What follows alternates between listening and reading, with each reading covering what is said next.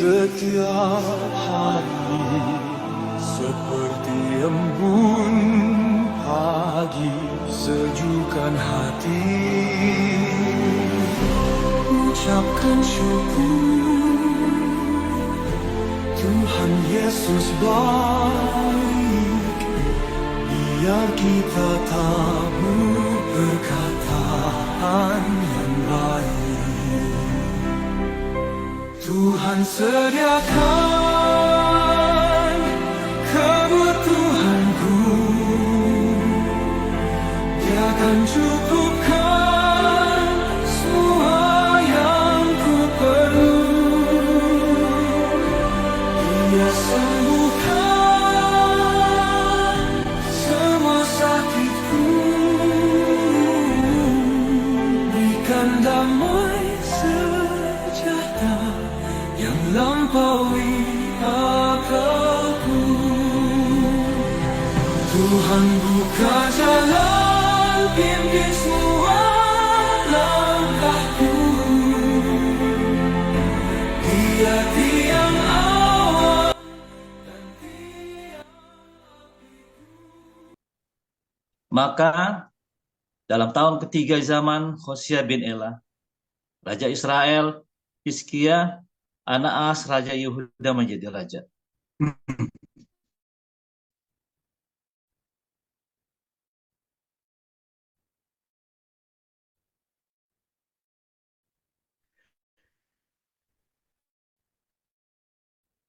Ia berumur 29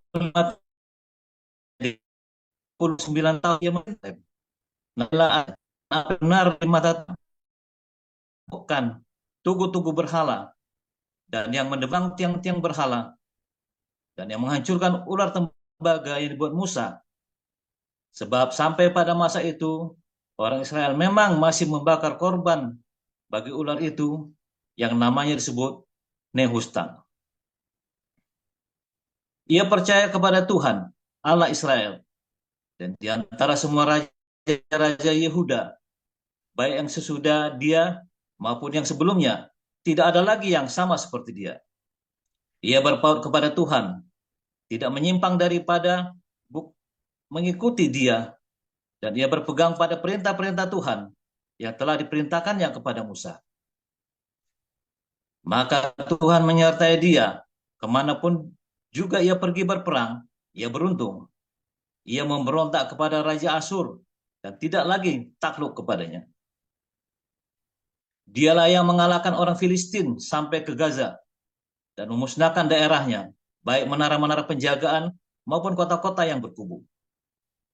Dalam tahun keempat zaman Raja Hizkia, itu tahun ketujuh zaman Hosea bin Ela, Raja Israel, majulah Salmaneser, Raja Asyur, menyerang Samaria dan mengepungnya. Direbutlah itu sesudah lewat 3 tahun. Dalam tahun ke-6 zaman Hizkia, itulah tahun ke-9 zaman Hosea, Raja Israel, direbutlah Samaria. Raja Asyur mengangkut orang Israel ke dalam pembuangan ke Asyur dan menempatkan mereka di Hala pada sungai Habor, yakni sungai negeri Gozan, dan di kota-kota orang Madai. Oleh karena mereka tidak mau mendengarkan suara Tuhan Allah mereka, melanggar perjanjiannya yang segala yang diperintahkan oleh Musa, mendengarkannya dan tidak mau melakukannya. Hizkia Raja Yehuda mengutus orang kepada Raja Asyur di Lakis dengan pesan, aku telah berbuat dosa, undurlah daripadaku. Apapun yang kau bebankan kepadaku akan kupikul. Kemudian Raja Asyur membebankan kepada Hizkia Raja Yehuda 300 talenta perak dan 30 talenta emas. Hizkia memberikan segala perak yang terdapat dalam rumah Tuhan dan dalam perbendaharaan istana raja. Pada waktu itu Hizkia mengerat emas dari pintu-pintu dan dari jenang-jenang pintu bait Tuhan yang telah dilapis oleh Hizkia Raja Yehuda, diberikannya lah semuanya kepada Raja Asyur. Sesudah itu Raja Asyur mengirim panglima, kepala istana dan juru minuman agung dari Lakis kepada Raja Hizkia di Yerusalem disertai suatu tentara yang besar. Mereka maju dan sampai ke Yerusalem.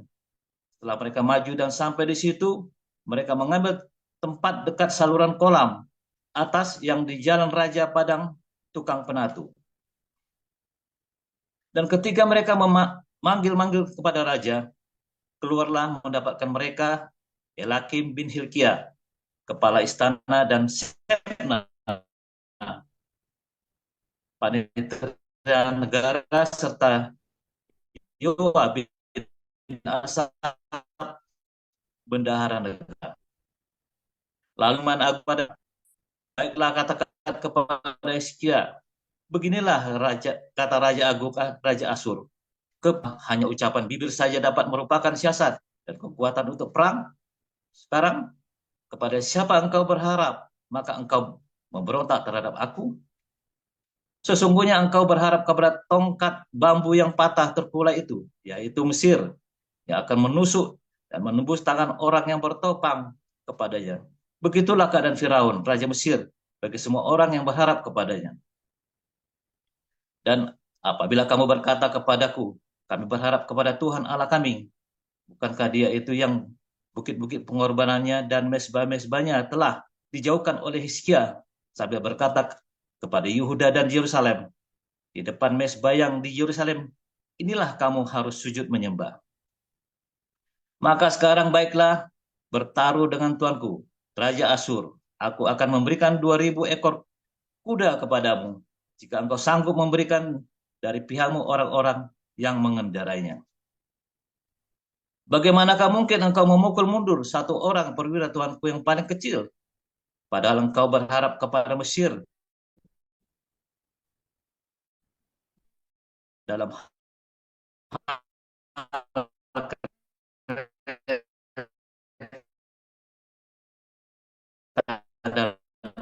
orang-orang berkuda. Dan aku maju tempatnya telah itu dan musnahkanlah itu. Lalu berkata juru minuman agung, silakan berbicara dalam bahasa Aram kepada hamba-hambamu ini, sebab kami mengerti. Yang berbicara dengan kami dalam bahasa Yunani sambil didengar oleh rakyat yang ada di atas tembok. Tetapi juru minuman agung berkata kepada mereka, adakah tuanku mengutus aku untuk mengucapkan perkataan-perkataan ini hanya kepada tuanmu dan kepadamu saja? Bukankah juga kepada orang-orang yang duduk di atas tembok, yang memakan tainya dan meminum air kencingnya bersama-sama dengan kamu? Kemudian berdirilah juru minuman agung dan berserulah ia dengan suara yang nyaring dalam bahasa Yuda. Ia berkata, dengarlah perkataan Raja Agung, Raja Asyur. Beginilah kata Raja, janganlah Hizkia memperdayakan kamu, sebab ia tidak sanggup melepaskan kamu dari tanganku. Janganlah Hizkia mengajak kamu berharap kepada Tuhan dengan mengatakan, tentulah Tuhan akan melepaskan kita, dan kota ini tidak akan diserahkan dalam tangan Raja Asyur. Janganlah dengarkan Hizkia, sebab beginilah kata Raja Asyur, adakanlah perjanjian penyerahan dengan aku, dan datanglah keluar kepadaku, maka setiap orang padamu akan makan dari pohon anggurnya dan dari pohon aranya serta minum dari sumurnya.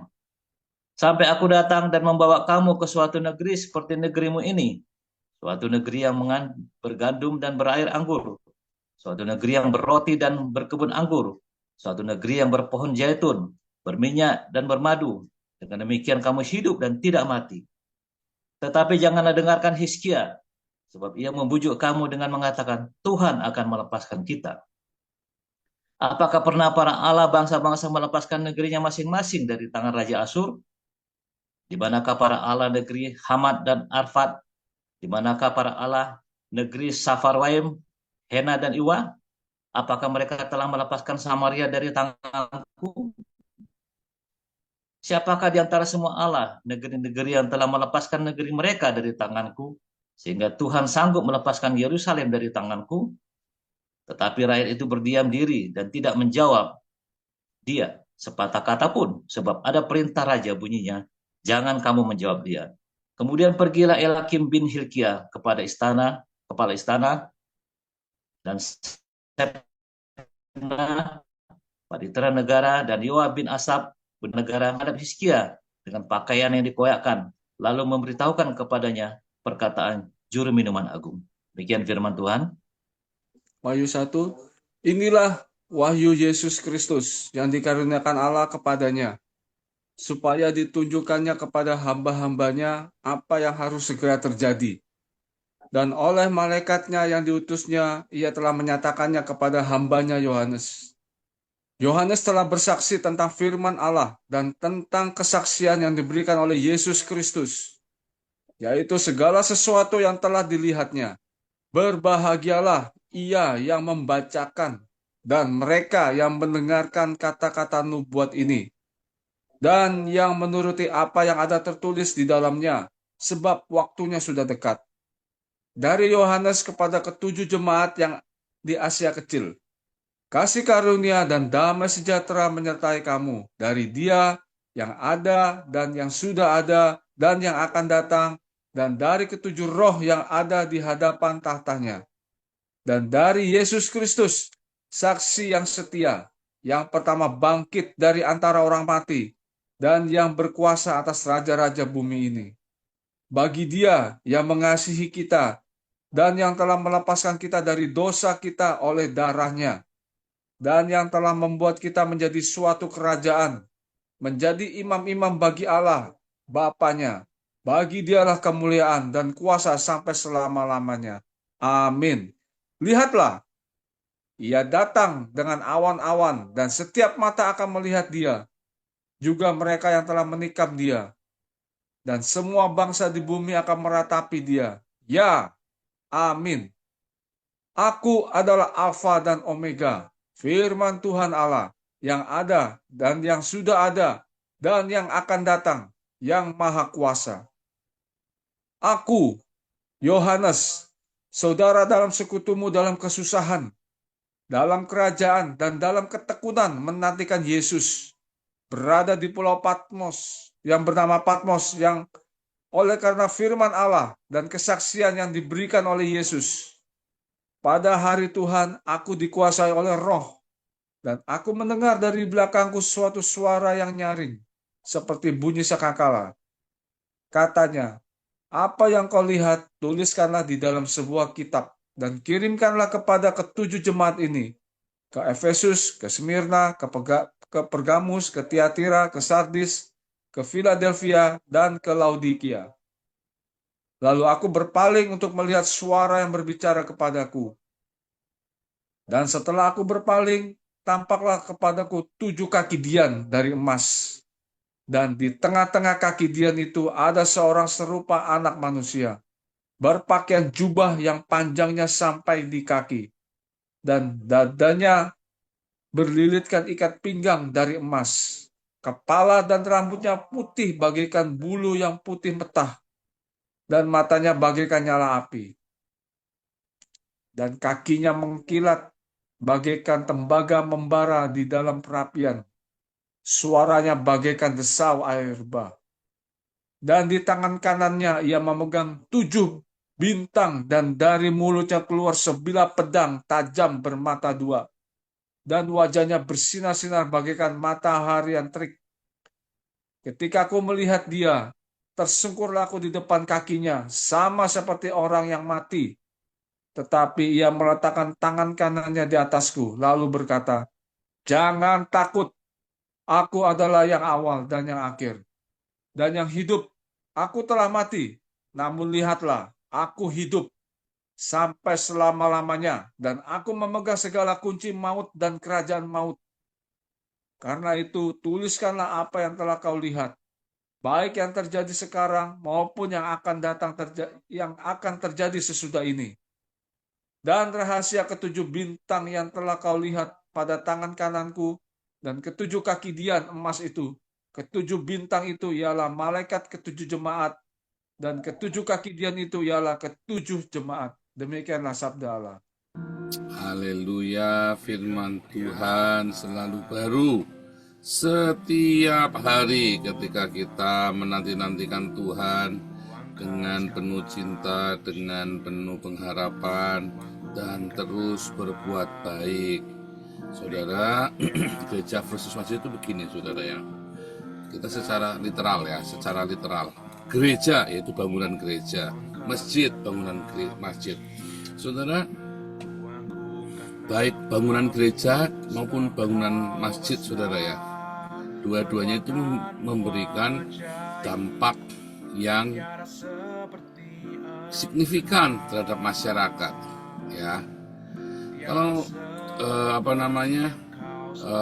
dari dulu ya saudara ya, ini kalau cerita gereja ya, dari dulu yang namanya gereja itu adalah tempat sosial di mana masyarakat di situ datang ke gereja bukan hanya nyari Tuhan, tapi juga nyari makan, saudara ya. Karena di gereja itu ada banyak makanan. Sampai pernah gereja itu diselewengkan, pernah, ya, saudara ya. Tapi hanya sebentar, ya.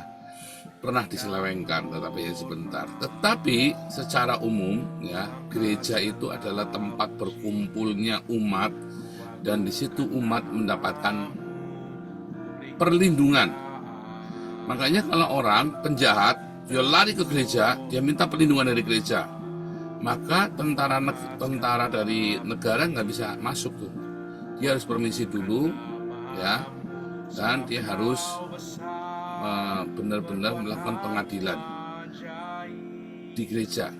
Ya, imam-imam atau pendeta-pendeta sebagai fasilitatornya, saudara ya. Maka nggak bisa sembarangan tuh, ya, kalau orang masuk gereja. Sampai sekarang di Jerman, kalau Anda orang dari Iran, dari Irak, dari pokoknya refugee ya, begitu kamu daftar asilum kamu ditolak, kamu tidak, saudara, kamu tidak akan ditangkap sama polisi. Yang penting kamu nggak boleh keluar dari gereja. Kalau kamu keluar dari halaman gereja, ya kamu ditangkap, dipulangin, langsung deportasi. Tapi kalau kamu di dalam gereja terus, ya, nanti gereja itu petugas ngasih makan segala macam. Anda ingat filmnya ini, Les Miserables itu, si siapa itu? Siapa itu saudara yang jadi Taken itu ya, yang tinggi itu ya? Saya lupa namanya tuh. Siapa itu saudara? Ada ingat nggak aktornya itu? Les Miserables, saya jadi lupa tuh ya. Ada. Siapa yang ada ingat? Siapa?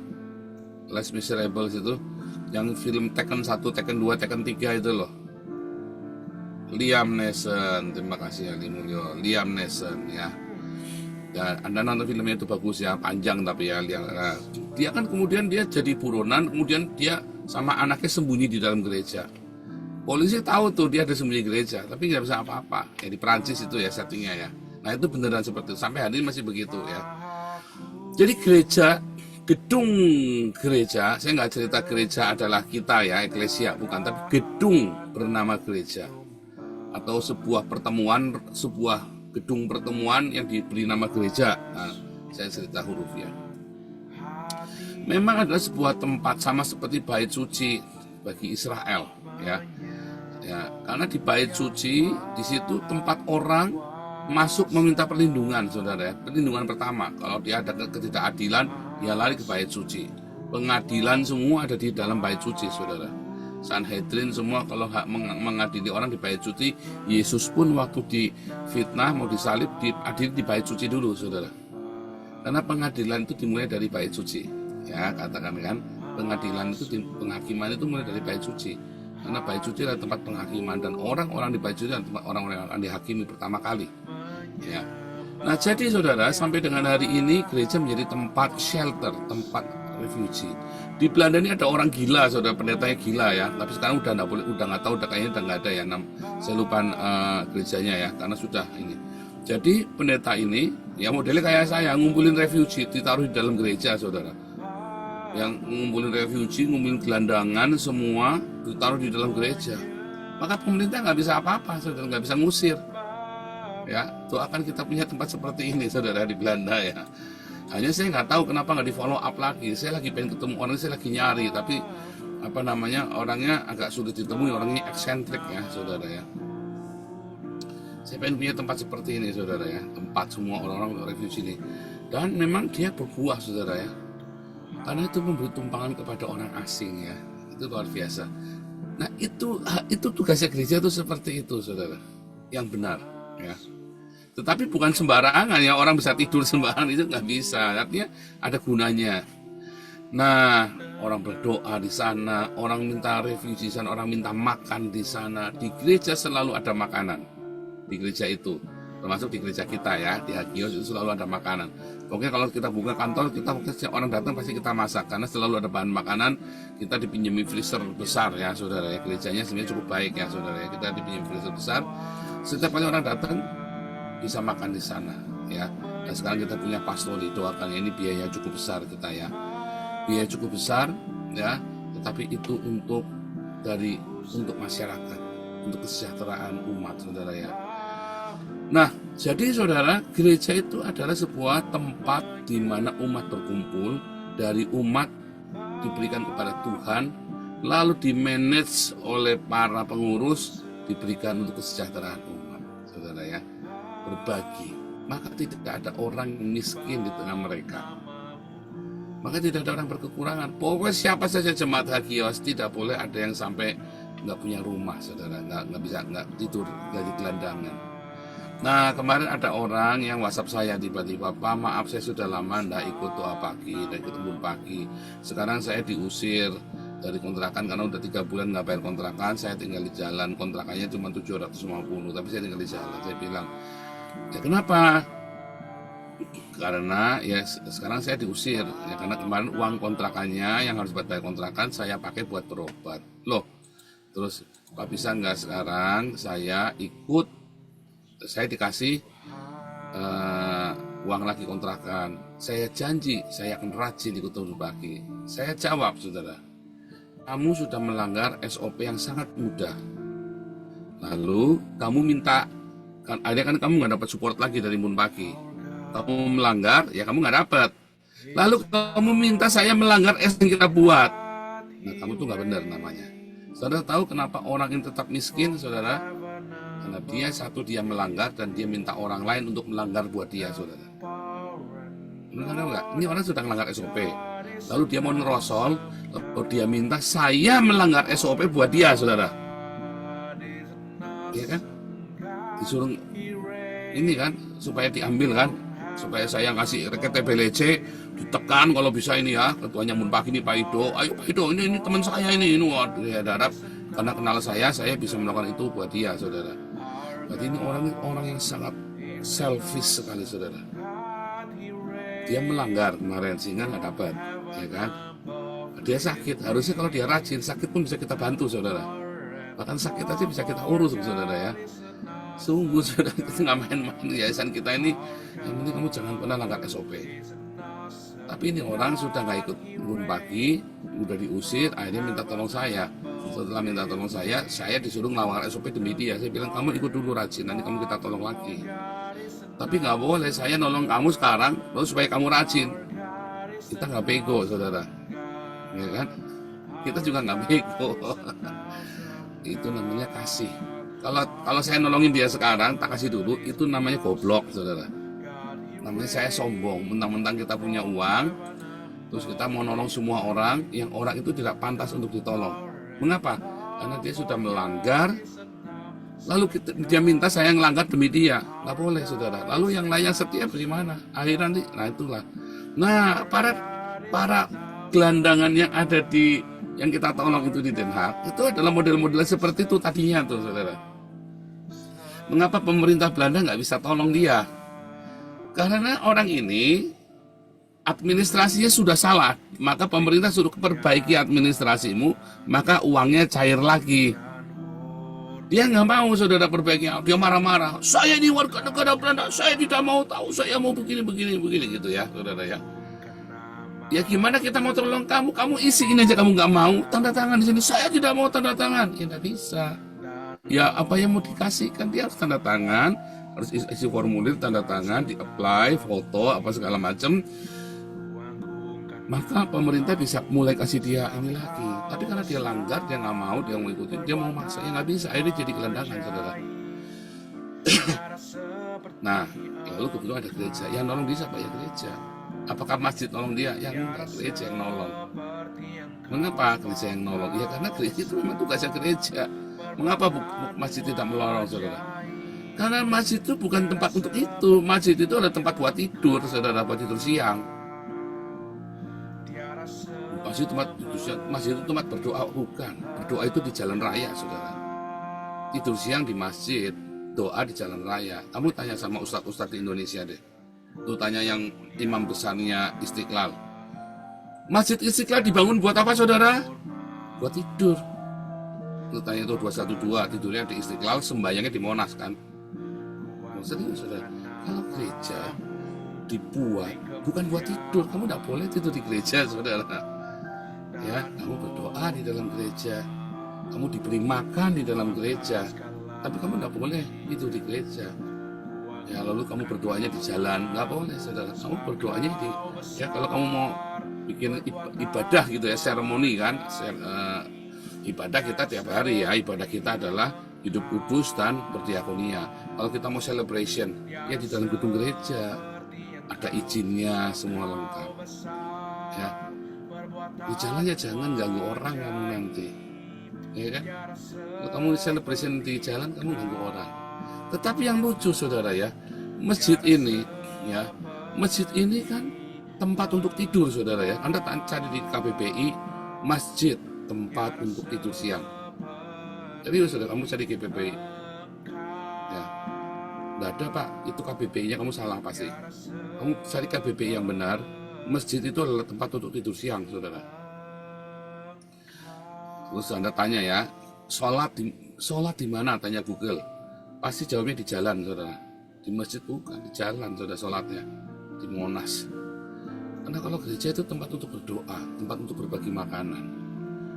Tetapi kalau ada gereja tidak berbagi makanan, cuma tempat kumpul-kumpul, itu bukan gereja, saudara ya. Itu namanya klub Harley Davidson. Ya, saudara ya, gereja-gereja tidak berbagi makanan itu adalah klub Harley Davidson. Masjid yang berbagi makanan, ya biasanya ada yang mati kalau masjid bagi-bagi makanan, saudara, injek-injekan. Karena memang didesain untuk roh kematian di situ kan. Ramai berebut ya, bahkan taruh makanannya di lantai, saudara ya. Anda pernah lihat ya, kalau makan di masjid itu kan taruh di lantai terus nyoboknya dari lantai itu ya, kayak anjing saya, saudara. Makanya dari lantai langsung.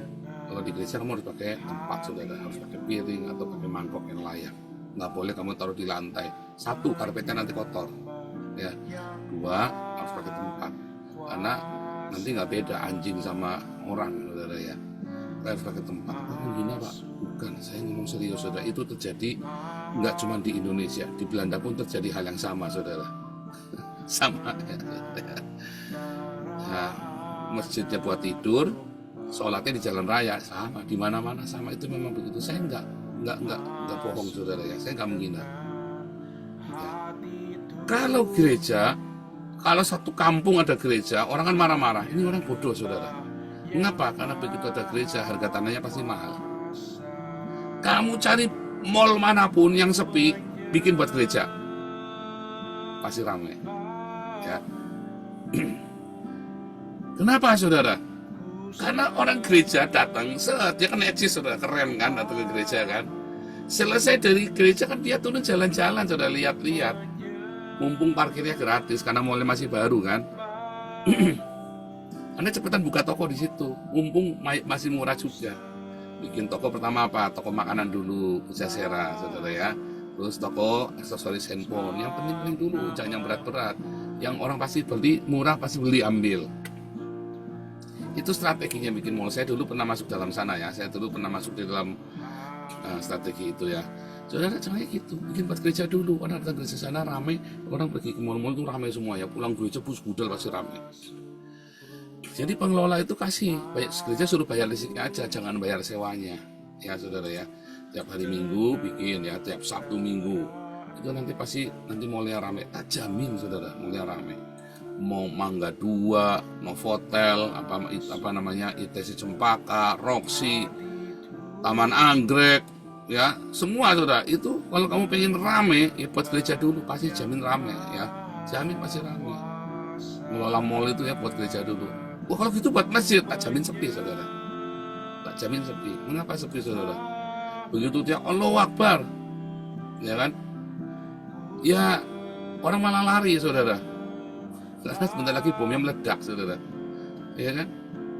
Pak, tak jamin tak sepi, jangan Allahu Akbar, saudara. ya kan? Isunya orang pakai putih-putih di mall, saudara, orang bubar, saudara. Begitu mall isunya orang pakai baju-baju pakai gamis gitu, pakai jilbab pakai putih-putih, mallnya bubar, saudara. Ya, apalagi yang orang-orang Tionghoa itu langsung pada pergi, yang punya duitnya banyak, yang suka jahit langsung pada minggir semua. Ya kan? Tapi kamu coba mall isunya orang gereja dan orang Tionghoa, saudara, ya pasti ramai, saudara. Ya begitu, memang itu adalah antropologi dan sosiologi masyarakat di seluruh dunia, bukan cuma di Indonesia saja, di seluruh dunia. Kamu lihat mall-mall di ini yang isinya Arab, saudara, ya tiba-tiba mendadak sepi, saudara. Kalau mall-mall isinya orang bule ya rame, ya aslinya orang-orang Tionghoa, orang-orang bule ya tiba-tiba rame. Nah itu sosiologi dan antropologi. Di kota saya ini, di beberapa kota di Belanda ini, pusat kotanya itu kemudian dikuasai oleh Arab dan itu ya orang-orang Islam, ya sepi, saudara.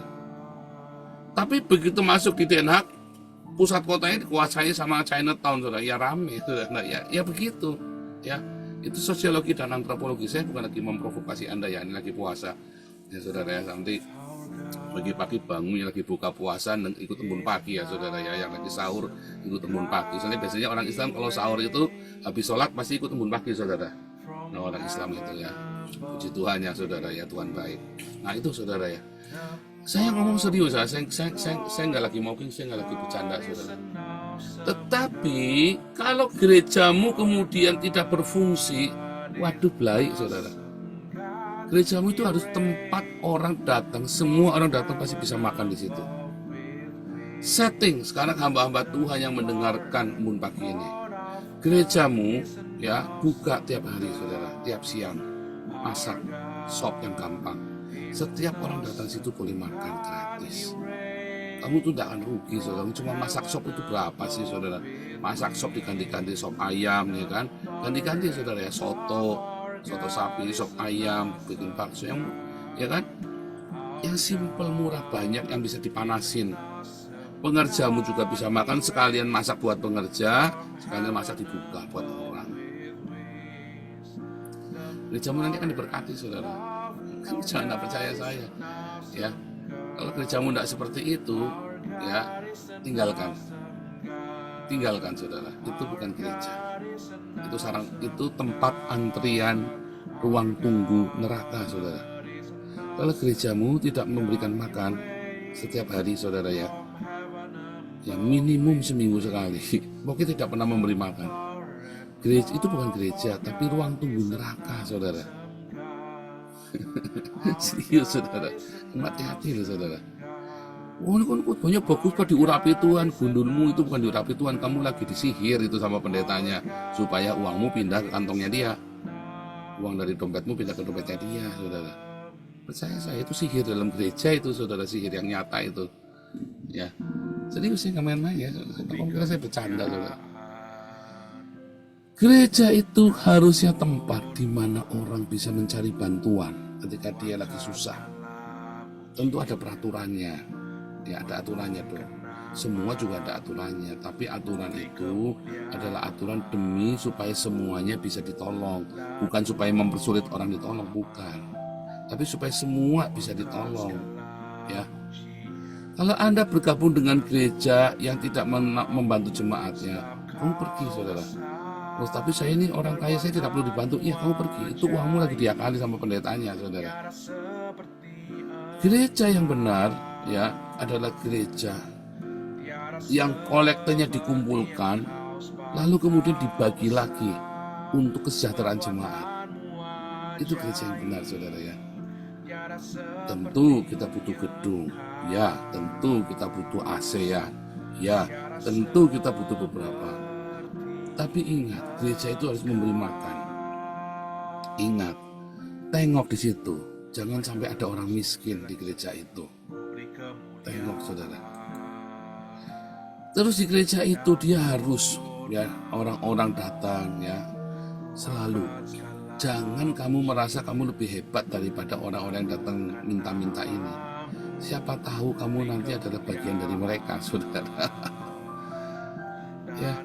Tetapi kalau kamu melayani mereka dengan rendah hati, dengan sukacita, ya kan, seperti 7 diaken dipilih dengan sukacita mereka melayani jemaat-jemaat, ya kan, maka saudara, kamu akan diberkati, semua orang akan diberkati. Setelah Perang Dunia Kedua, itulah fungsi gereja di Eropa, saudara.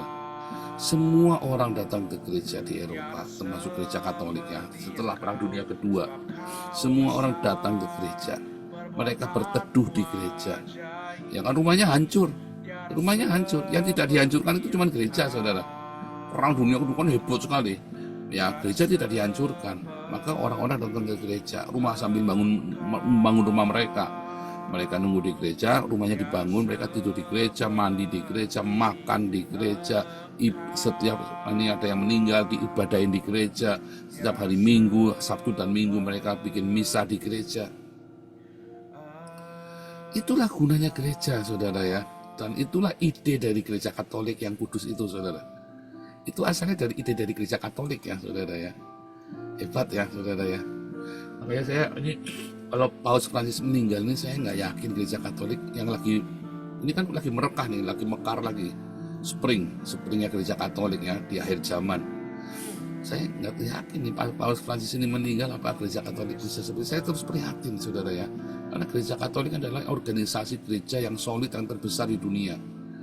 Ya, dibanding dengan organisasi gereja manapun. Nah, jadi menjadi sebuah simbol ya, bahkan menjadi sebuah simbol kekristenan. Nah, sekarang kalau Paul Francis meninggal, saya lagi galau ya, saya lagi berdoa sama Tuhan ya. Udah meninggal belum ini orang ya? Aduh, kasihan, Tuhan tolong ya. Tuhan tolong, karena itu simbol. Walaupun mungkin dia lemah, tapi kalau masih hidup dia akan menjadi simbol. Paling nggak orang takut, saudara ya.